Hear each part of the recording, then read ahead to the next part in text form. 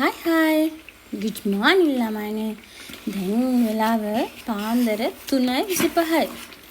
මේ අද ඔෆර් එකට යන්න තියෙන ඕඩර් ගොඩක් හින්දා තනියම කරගන්නත් වෙන හින්දා මම ඉතින් මේ පාන්දර නිදි මරාගෙන මේ ටික හදනවා. හරි. ඒක කියන්නේ මේ දැන් මේ වීඩියෝ කරන්නේ. මට මේ දවස්වල මැසේජ් එනවා. ගොඩක් අය මට තෑන්ක්ස් කරනවා. ඒ වගේම ගොඩක් අය වටලප්පන් හදන හින්දා සමහරක් අය ඒක සම්බන්ධ විස්තරත් මගෙන් අහනවා. පුළුවන් විදිහට මම කියලාත් දෙනවා. මට බැරි අවස්ථාවක කියනවා හැමතිස්සෙම මම WhatsApp එකේ මේ ඉන්නේ නෑනේ. මට තව වැඩ තියෙන හින්දා මොකද මම වටලප්පන් විතරක් නෙමෙයිනේ. කල් තියාගන්න කෑම ಜಾති හදනවා. ඉතින් ගොඩක් දේවල් කරන හින්දා හැමතිස්සෙම මට ෆෝන් එකේම ඉන්න වෙලාවක් නෑ. එක්ක නෙමෙයි දැන් යන්නේ. එක්කෙනෙක් නෙමේ ගොඩක් අය ඇහුවා මේ සමහරක් අය ඉන්නේ කාන්තාවෝ දරුවෝ මේ ඉන්න කට්ටිය ඉන්නවා ළමයිගේ වැඩ කරන වටලප්පන් බිස්නස් කරන අය ඉන්න. එයාලා මගෙන් ඇහුවා අනේ නංගි මේ සෆා කියලා කියනවා නංගි කියලා කියනවා හොඳේ. ඒක ගණන් ගන්න එපා. දැන් නංගි කියලා මං කියන්නම්. අනේ නංගි මේ හකුරු පොඩියට ලියලියා කපා ඉන්න වෙලාවක් නැහැ.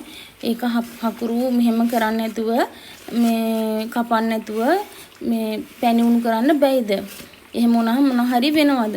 අනේ ළමයිනේ අපි ගොඩක් කාර්යබහුල කට්ටියනේ. අපි එක වැඩක් කරනකොට තව වැඩක් කරන්න වෙලා තියෙන්නේ. ඉතින් එහෙම තියෙද්දි ඔය හකුරු කපා ඉන්න ඕනේ නැහැ. ඔයාලා ගන්න භාජනේ තියෙනවානේ. මෙන්න මේ වගේ භාජනේ. මේක චුට්ටක් රත් වෙන්න තියලා හකුරු ටික ඔක්කොම කැට පිටින් දාගන්න. එතකොට දාගත්තන් පස්සේ ඔයාලට පේනවද මේ? ඒක නිකම් පැණි වෙනවා. පැණිත් වෙනවා පාට වෙනවා. ඔයාලා කැට පිටින් හකුරු එක දාද්දී ඒ හකුරු එකට වතුරත් එක්ක දාන්න එපා. එහෙම වුණාම හකුරු එකේ පාට එන්නේ නැහැ. අර ලස්සන පාට වටලප්පම් පාට එහෙම එන්නේ නැහැ. ඔයාලා හකුරු මෙහෙම භාජනේ රත් කරලා ඊට පස්සේ හකුරු ටික දාලා ගින්දර අඩුම කරලා ඒක යාලට හිමීට පැණි වෙන්න අරින්න මේ. ඊට පස්සේ එහෙම වුණාම වටලප්පමේ පාට එතකොට වටලප්පමේ සුවඳ රස මේ හැම එකක්ම එනවා.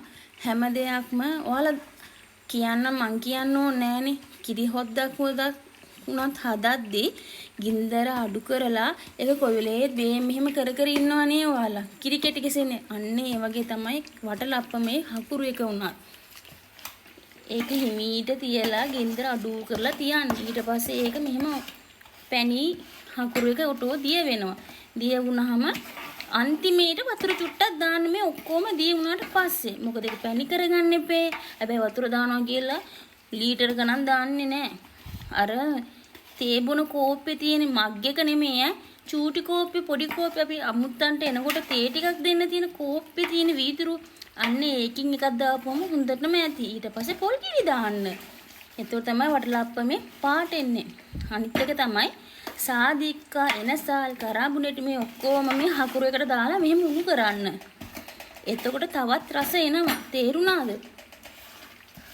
ඔන්න එහෙනම් ආයි අහන්න එපා. මෙන්න මේ ප්‍රශ්නෙට උත්තරේ. ඔන්න හකුරු එක කප කොට ලිය ඉන්න ඕනේ නෑ. මෙන්න මෙහෙම දාන්න. එහෙනම් මම නවතින්නම්. වැඩ ගොඩයි. ආයි පස්සේ ඔයාලගේ ප්‍රශ්න වලට උත්තරයක් දෙන්න. මොකද හැමතිස්සෙම ෆෝන් එක බල ඉන්නේ නෑනේ ළමයිනේ. මටත් වැඩ තියෙනවානේ. එහෙනම් ගිහින් එන්න.